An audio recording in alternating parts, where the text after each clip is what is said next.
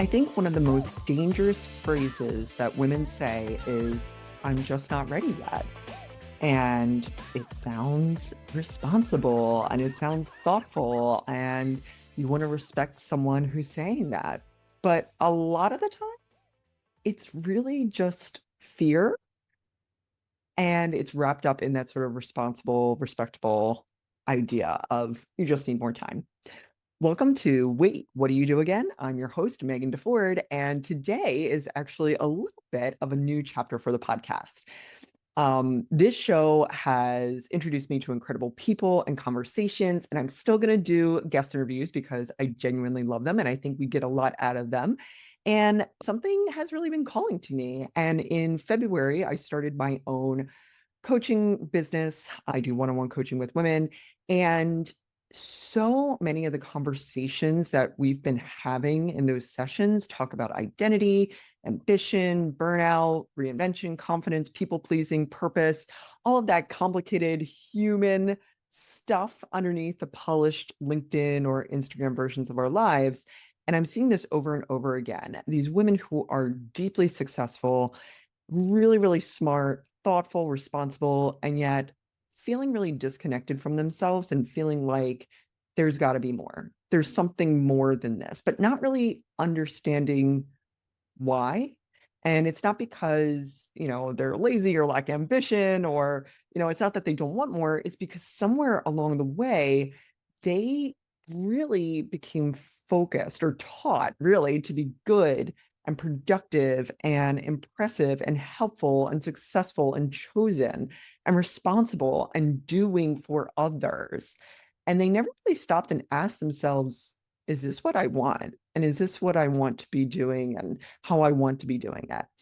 And there's a lot of inspiration online. For those of you who don't know, I went through a divorce and got fired within weeks of each other during the height of a pandemic. Sandwiched in the middle was a depression diagnosis. So at that time, I was in therapy, but I also read books and listened to podcasts and went online. And I found tons of inspiration, but no action. And there's a lot of motivational quotes, and there's a lot of like, you got this, girl. And unfortunately, there's a lot of bad advice too, and a lot of hacks, right? But not a lot of practical conversation around, okay, now what? Like, how do you actually start taking action? How do you make a decision? How do you stop overthinking and learn to trust yourself? How do you take action before you feel confident, which is something we're going to talk about today? And how do you stop performing your life and start intentionally making decisions and participating in it? So that's what the next version of this podcast is going to be. We're going to have guest episodes like twice a month. And we're also going to have shorter solo episodes where I'm talking through the things that I'm seeing with my clients that they're facing, patterns I'm noticing, thoughts maybe that I have personally, but typically between 10 to 15 minutes. And the idea is to give you something to really consider and apply in your own life, not just inspiration, but really that application piece. Not just a like dream bigger, go for it, like that, but also how do you actually move to do that? And that's really kind of what today's topic is about, because so many times we wait until we need to feel ready to do something. But the thing that I keep learning over and over in life is that ready is not a feeling. Most people think that clarity comes first before they take action. People think that confidence comes first before they take action. They think that certainty and guarantees come before they take action. And usually it doesn't. The action needs to come first. And the women that I work with are so capable and intelligent and thoughtful and accomplished, but they're stuck. And that's why they're talking to me. And when we start to dig into it and what the roadblocks are, oftentimes they're saying, like, well, I'm just not ready. But they're not actually waiting for the right time. They're waiting for emotional safety. They want to make sure that they're not going to fail. They sort of want that guarantee, right? Because they don't want people to judge them. I know that's a huge thing for me. They want to know that the decision they're making and the action they're taking will work. It's going to be successful. And ultimately, underneath of all of that, they don't want to disappoint themselves.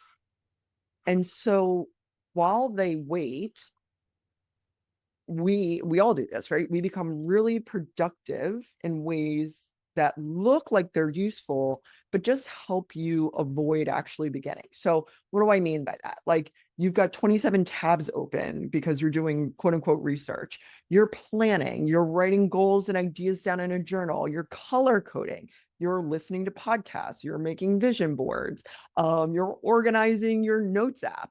You are thinking about it constantly, which, by the way, again, it looks really good from the outside, right? But oftentimes what I've found is that that preparation that you're doing to feel ready is just avoidance. And when I tell this to people, it can hit a little bit hard. And like, look, I've done it too. I say all of this with love.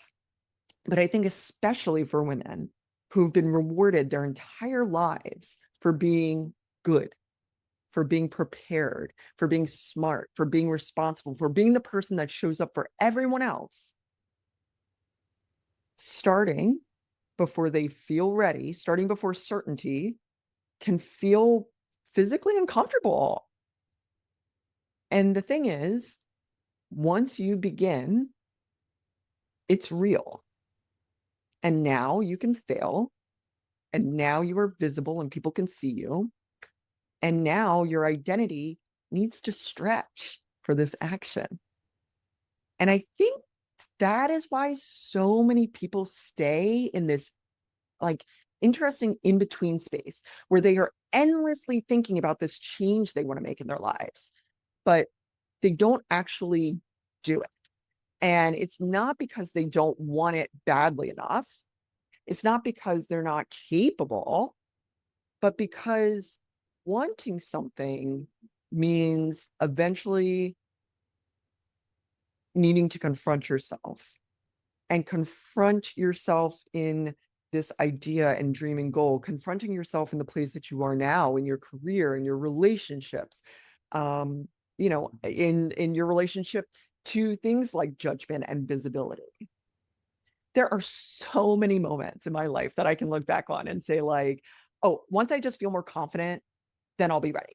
Like once I just have more information, this is the one I do all the time. Once I just go out, have enough information that I can write a PhD thesis on it, then I'll start. And what I realized was ready was not happening. It didn't arrive. And I kept waiting for it. But confidence is built through evidence. And evidence is built through action.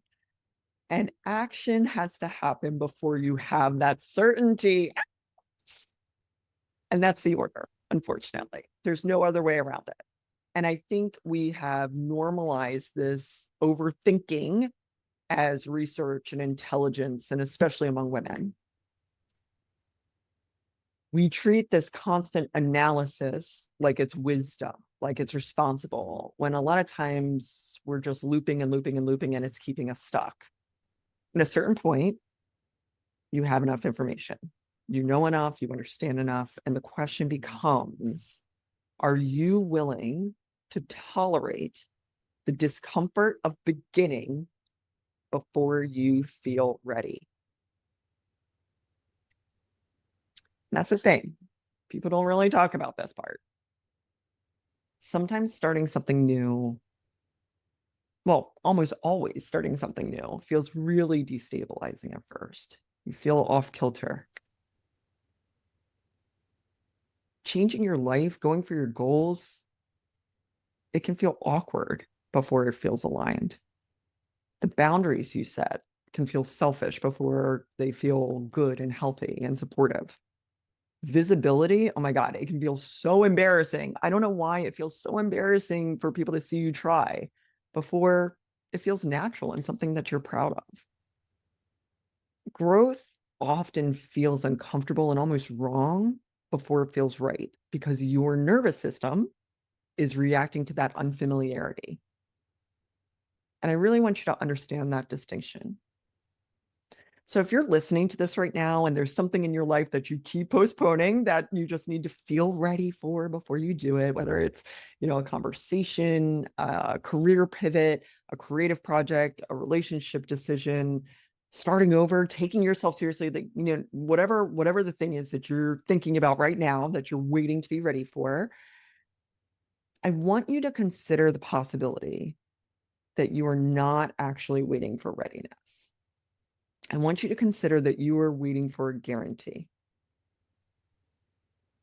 And I want you to acknowledge and accept that that guarantee doesn't exist. And at some point, you need to decide that you matter, that your future matters, that your dreams and goals matter more than the fear. And that is when things really start to change. That is when you're ready. It's not about perfection. It's not about, fake empowerment. It's not about growth that is beautiful and aesthetically clean. It's about what it really takes to become your full and whole self. So if this episode resonated with you, I would love your support and help me grow the show. Subscribe wherever you listen, leave a rating and a review, share this episode with a friend. It really helps new people find the show, which is what I want. And podcasts grow because we share these conversations. So please do that. And if you want to keep the conversation going, you can find me online on Instagram, TikTok, and YouTube at Meg DeFord. And I'm occasionally over on LinkedIn, Megan DeFord with an H. And if you're interested in working together through coaching or consulting, you can visit megdeford.com for more info. But before we end, I would like to offer you a brief meditation. So take a deep breath in and a deep breath out. And continue to do that at your own pace while I give you these thoughts. Notice how much in your life and how much time you have spent waiting to feel ready, waiting to be given permission. Just notice it. Don't judge it. Just notice it. Waiting to feel certain, waiting to have the courage or the confidence to begin. And now consider the possibility that feeling ready is not something you find. It's something you build through action, through self-trust, through showing up before you have proof. You do not need to become a different person for your life to change. You just need to be willing to take one action, one step. And before we leave today, I want you to think about what is the thing that you've been putting off, that you've been gathering information about, that you have been waiting to feel ready about. What is that thing? And what is one action you can take this week? You have that action. Now, when are you going to do it this week? I want you to visualize what you are going to do and when you're going to do it. And then let me know. Tell me on Instagram, DM me. Let me know what was the action you took this week toward your goal. All right? Okay. I'll talk to you next week. Bye.